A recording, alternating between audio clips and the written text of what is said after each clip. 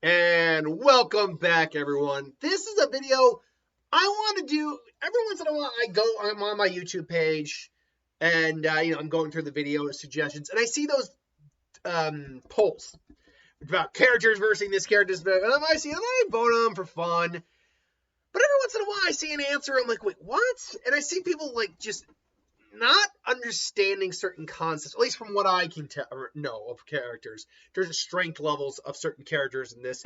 And one of the ones that I see come up all the time is the Soul King from Bleach. Now, who is the Soul King? Who are they? What are they? How strong are they? That is the topic of today's video, is how strong is the Prime Soul King?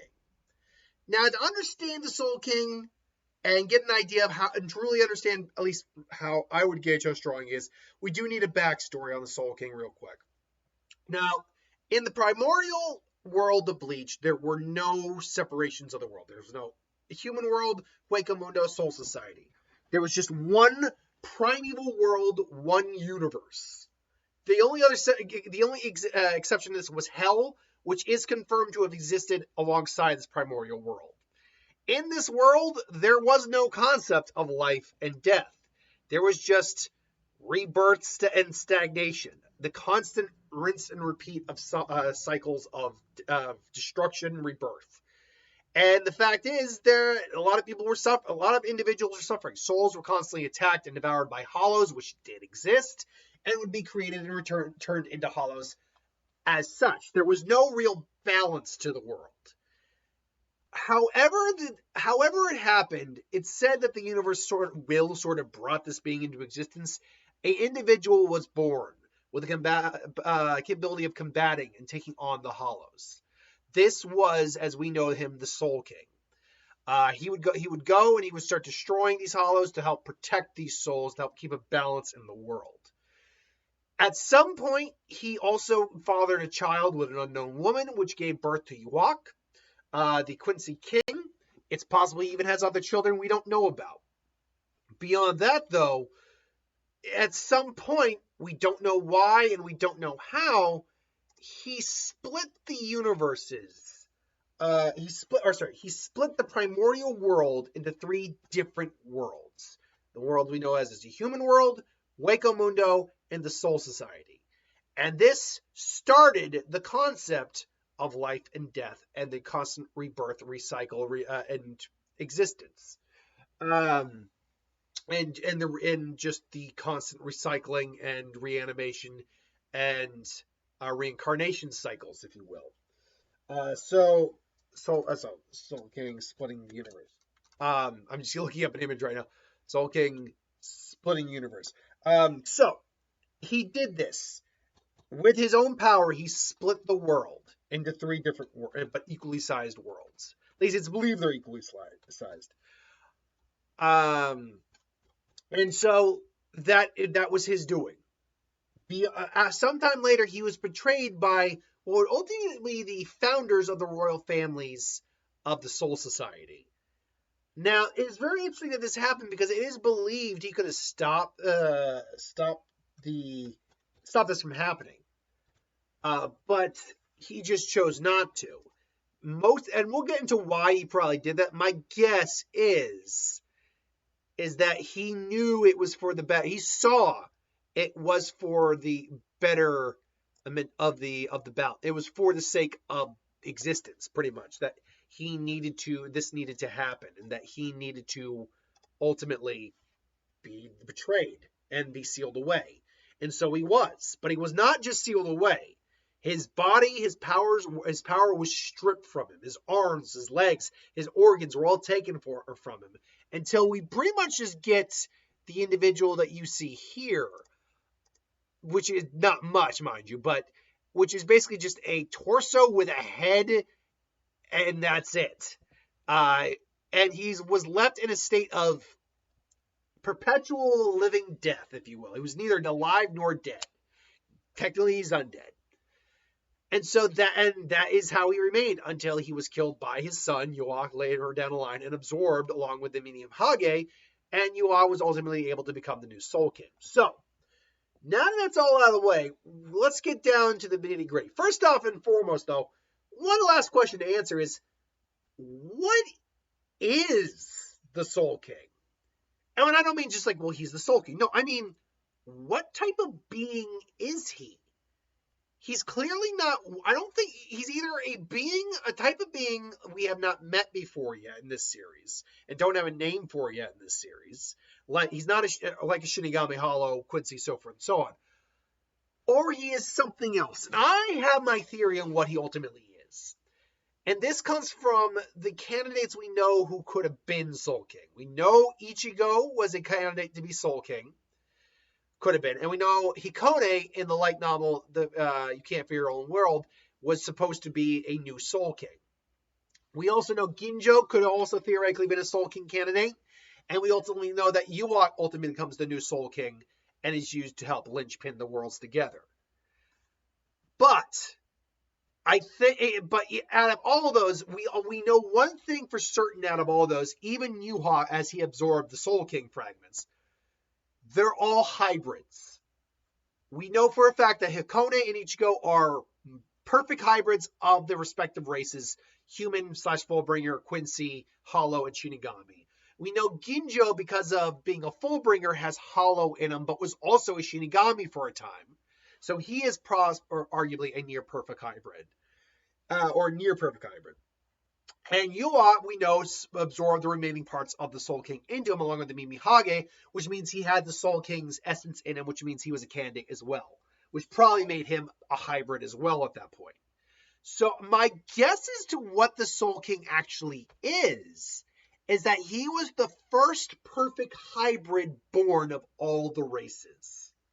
And I do have a theory about where he actually may have came from, but I'll save that for a different video. Right now we're talking about how strong is the Prime Soul King. And there's two things to talk about. What abilities he actually had, and how actually strong in terms of like energy output is he. And where would you put him on on the power tier scale? Now, what levels of abilities he had? If he is what I think he is, a perfect hybrid, he almost certainly had all of the Quincy abilities with him. The ability to manipulate Reishi, ability to manipulate Reishi, probably create Quincy bows. He most likely also had the ability to fire Seras. He probably had all the Quincy standard abilities, including Blutz, Hirinkaiko, but he also most likely had Shinigami abilities like Shunpo. Theoretically had Kitos that were not named. He just had Kito. Obviously, he was Ichibei. He ultimately gave names to some of these concepts. But beyond that, we know many, actually, of his abilities. For example, we have and I believe Mimi Hage is the left or right arm. He's the right arm. Okay. So we know that the left arm in the Soul King is Pernida. Pernida is confirmed to be the right hand or left hand of the Soul King. Now, so Pernida, what that governs is progression, the ability to constantly evolve, to adapt, and to grow. Pernida is capable of shooting, with his compulsion, capable of shooting his nerves into targets and manipulating and controlling them, but also taking the information from whatever he uses it on and adapting it to itself and his own power. Beyond that, he's capable of constant regeneration, constantly growing, and is constantly able to adapt. It was only by sheer luck that Mayuri was really able to beat him. So we know the compulsion actually isn't a shrift like the rest of the other Stern Rider abilities. It and Gerard, which we'll get to in a little bit, are abilities they already had. This means that this is hypothetically, this is the capability of his left arm, where he is capable of using the capable of using the power of progression with his right arm. Sorry, his left arm. I keep saying that. His right arm is the Mimi Hage. Now, the Mimi Hage is another deity that is capable of being immune to the precognitive abilities of the Almighty, but it governs stagnation and governance. It governs stagnation. It also has the ability to just consume and assimilate things into him. It just backfired on with Yhwach, who just did it back because he was just overall more powerful at that point. And possibly capable of manipulating shadows, although that's just because it itself seems to be a shadowy being at this point. However, the point is it governs stagnation, meaning it has the power of stopping the development, growth, and change of something, as it represents stillness. It can prevent whatever that tries to change to develop from happening. Mimi-Hage can accomplish this via symbiosis with whatever it's being attached to. It also has the ability to extend people's life. The obvious example of this would be Ukitaki's sickness. Because it governs stagnation and extending life, or it can extend life, was able to put a stop on the progression of his illness. And so Mimi-Hage that would theoretically be his other capability of his right arm, is that he can just instill that in individuals in his prime. Keep in mind, the Soul King we are meeting in the series is far beyond his prime. He has no organs besides maybe a brain. And even then, it's theorized that maybe Gremmy the visionary is his brain, because he is just a brain in the jar, but I don't think that's the case. If he was, then God Almighty, the Soul King is hacked, and he's already hacked as it is. But then we have the last one, which is Gerard. Come on, which is there we go, Gerard Valkyrie, who is the heart of the Soul King. Now, Gerard's Valkyrie's heart, or the miracle as it's called, is basically able to make the impossible happen depending on the odds. It is probability manipulation, megamorphing, just taking the odds and figuring out an outcome beyond them, which means it doesn't matter what the odds are, no matter how unreasonable, as long as the little pendant in him isn't killed, Gerard will always find a way to victory. This basically, take the Quincy Cross out, would be the ability of the Soul King as well. All three of these alone would be hacks on their own right if it wasn't for a little ability known as the frickin' Almighty, which he also had. The Almighty, for those of us who still are not 100%, still need to know what the Almighty does, and if you're a Bleach fan, you already know what this does, but for anyone who's not a Bleach fan watching this and is still interested, the Almighty is the ability of both the Soul King and Yuhawak, as he's pronounced. Basically, this allows you, the individual, omni-precognition. With the Almighty, you can see everything that is to occur from the present moment into the far-flung future. You can know everything that lies within that gaze. Rather than seeing a linear future, you observe possibilities like countless grains of sand in the wind, and thus can act accordingly using the knowledge and again anticipate and counter attacks. However, that would be broken in and of its own right.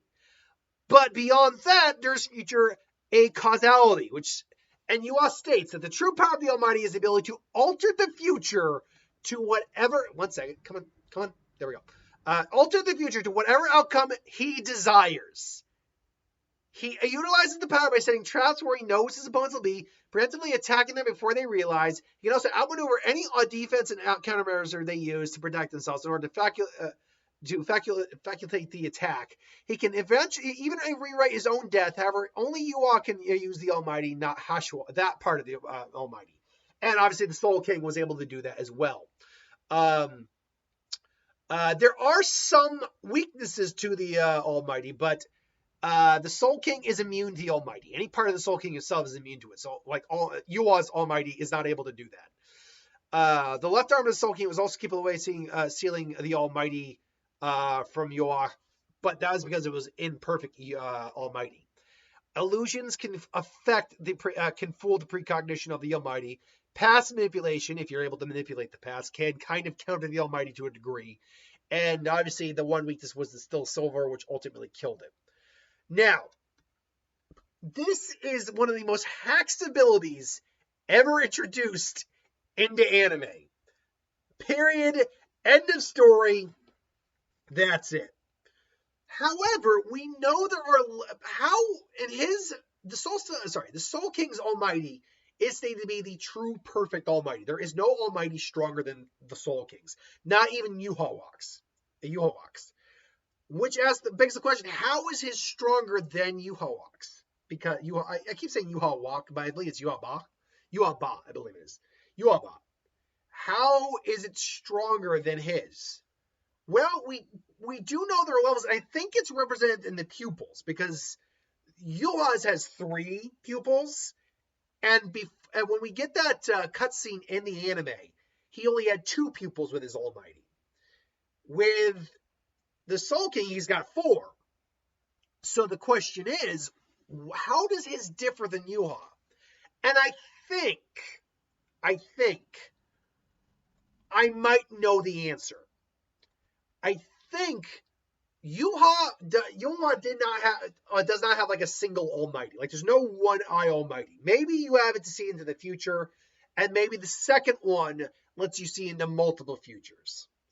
However, the third pupil is what gives you the acausality. It gives you the ability to manipulate the futures. That's why he was stopped by Ichibei in the past, because he didn't have that ability. So the question is, what does the fourth eye grant you? My guess, and this is really only my guess, but I think it kind of works, is it gives you unlimited range to how far in the future you can see. Because there is apparently some level of limitation to how far you all can see in the future. And I have a feeling that's why the Soul King let it happen, because he saw the long-term future, like hundreds, if not thousands, and whatever years down the road, if not millions of years down the road, and he saw that it still all worked out fine, and that the balance was kept safe. So I think that's what the fourth pupil must do, is give you not just far-flung future sight, but absolute future sight. As you can see, basically every future, you can see as far as you need to into that future. That would be my guess. So, to recap very quickly here, we have the ability to see into every single future there is, as far as you'd like, and affect them on whatever scale you'd like, and change them to your outcome you desire. The ability to affect probability and basically just turn the odds in your favor no matter the cause. Even if you're damaged, you will regenerate. The ability to not just affect probably your own progression and evolution, but others as well, manipulate them, grow from that strength, so forth and so on. And the ability to literally stop things from growing, to consume anything you want, and to enact stillness onto whatever you see fit. That is one of the most hacks motherfuckers I've ever seen in fiction. But we're not done yet, folks, because we now have to talk about just how strong in terms of power the Soul King is. And this is where I think the biggest heated debates come from the Soul King. Because, A, we never saw him in his prime, clearly. But B, a lot of people seem to be, and I see it when they're talking about like comparing him to Dragon Ball Z, comparing like Soul Society, Hueco Mundo to realms, not dimensions or universes. And that is not correct. First and foremost, the universe started as one universe. It was one universe, one world, all that existed, and so forth and so on. That's what the world was like prior. The Soul King, and it's not stated how much power he used to take down the worlds, or to split apart the world and create the new ones. It's not stated how much power that took. But what it is implied, at least in the anime, is that while it wasn't it took some effort, clearly, but it wasn't anywhere near his full power. This implies that this guy, just in the single universe alone, was strong enough to split a universe into 3 separate... Damn it! If we're going to make our new jobs work, we need to... Go away. Sorry. Ad. Fucking hell. You know what? I'm actually going to get off this page right now, because I don't want to need that happening again. This implies that... And here's the thing I don't think a lot of people get when using power scaling.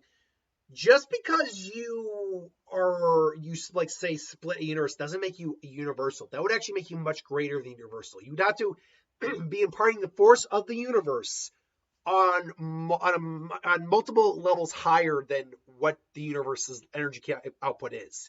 You need to not just match that up, but you need to overwhelm that output. Now, so he split one universe into three. Now, why do I say three universes? And this is the big thing, because this is where I think people misunderstand realms, and you can't compare two animes together in the same concepts all the time. You just can't do that. We know the human realm has its own cosmology. It still has the sun, the moon, the planets, all of that going around there. By all accounts, it still has the universe. The Soul Society, and we're going to move. The Soul Society. What no one seems to grasp when we talk about the cosmology here is the Soul Society also has its own cosmology. It has a sun. It has stars. It has a moon. It clearly, at minimum, is like a galaxy in a solar system, probably beyond that. Now, maybe there's not much life or plants beyond that, if any, but it clearly has its own cosmology, which means it's in and of itself, it's its own, not just a planet, not just a realm. It's a subspace that's at least a galaxy, probably, or a solar system to a galaxy, probably its own universe, though. Let's be honest, because if Soul Society, Hueco Mundo, and the human world are hypothetically all equal and in balance, that means theoretically their size, their cosmology should all be the same as well. Now the one argument you can make is Hueco Mundo, which is in a constant state of night, but it still has a moon. There are no stars necessarily, but it has a moon. So it does have some sort of, it's more like an inky black void, but it still has its own cosmology too. So the Soul King split one world into three equal worlds. Now, the question does become, did it literally split the old world into three equal parts? Or is the old world, or the three new worlds equivalent of the old world? Based on, again, cosmology, what we got with that, I would actually be willing to say that these are probably equivalent to the primordial worlds. They just have now the concept of life, death, all that. Which should also note, the Soul King was strong enough to not just split worlds, but also literally create the concept of life and death. He literally created a concept. So if we're just hypothetically saying that the Soul King wasn't going all out, which I don't think he was when he split the worlds, it just doesn't seem depicted that way in the anime. And the anime seems to be changing the canon up for the better, because we should be treating, I really do think we should be treating this as pretty much the new canon. This is what Kubo wanted to do. If we're to assume he's maybe using, like, say, a quarter of his power, even if I have about a half, well, that means he literally split one universe into three equal universes with just half to a quarter of his power. That isn't just universal plus. That's multiverse level power. And if you want further evidence of that, remember, we're basically saying these are three separate universes held together. Call them dimensions, call them realms, whatever. They're still universes within that concept. And you can't compare it to King Kai's world, because King Kai, and most of the Kais actually exist in a world that don't really have a day-night concept. You don't see stars a lot of time. You might see a moon or something, but that's it. Whereas you are seeing those concepts with at least the human and Soul Society, a human world and Soul Society, and possibly with the Hueco Mundo. The Soul King at his weakest state is passively, with his own power, holding the fabric of reality together. He is, to you, if you haven't seen Loki yet, he's the Loki of this world. And he is, he without being able to move, do anything, he's capable of holding all this together in his weakest state. So that means at his weakest, he is at minimum the equivalent of three separate universes. He can't do anything, mind you, but at his weakest, his power is the equivalent of three separate universes.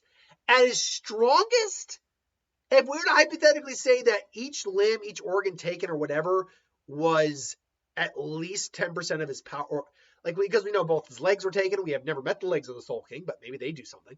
But his legs were taken, his arms were taken, his organs, he was basically gutted. If he's down to, like, say, only, let's say 10% of his power, Multiply that by, that's 3 times universal. 3 times 10 on that, that's 30 times universal. I'm sorry, that's a multiversal level being. Add on to the fact that the Soul King's palace technically is outside of the Soul Society. It's in its own little pocket world a little bit. And that pretty much, in my opinion, puts the Soul King somewhere in the mid-multiversal tier. I would not go so far as to say high multiversal. I would not say that. That one might be pushing it. But low to mid-multiversal, I think, is where you actually have to place the Soul King. Because we know that the Royal Guard, that we know, thanks to the anime, that the Zero Division, when they release their Bankais, literally shake the fabric of 3 different universes. And that's just shake. And they're nothing compared to the Prime Soul King. So I think calling the Soul King a multiversal level, probably minimum multiversal level individual, given all these abilities, is given everything we see here, I don't think that's unreasonable. I put him at a multiversal level of power. Now, I know there's going to be a bunch of people who disagree with me. They're going to call me a fanboy, and they're going to call me wanking this guy. That's fine. This is just my opinion. I don't agree with the fact that you're lowballing him, and that's fine too. I just hope that we can have a discussion about this and kind of think on this more. But ultimately, I would go with, the Soul King is probably a multiversal level individual, really. And with the abilities he has, you're going to have to go into some high levels of fiction to find characters who could beat this guy down. So, yeah. Anyway, though, I digress. How strong do you think he is? Do you think I'm full of shit, or do you think I am completely and absolutely right? Or somewhere in between? Let me know in the comments below. But I've been wanting to do this video for a while. Did it. A lot of fun. I'm sure I'll be doing some other videos down the road. Like I said, I'm going to do both Loki and Secret Invasion, which I haven't done Secret Invasion yet for. I should be doing that. Just an overview of the series tomorrow, along with the what if, plus the birthday who would win. So thanks for watching, and I will see you folks for the next one. Have a good one.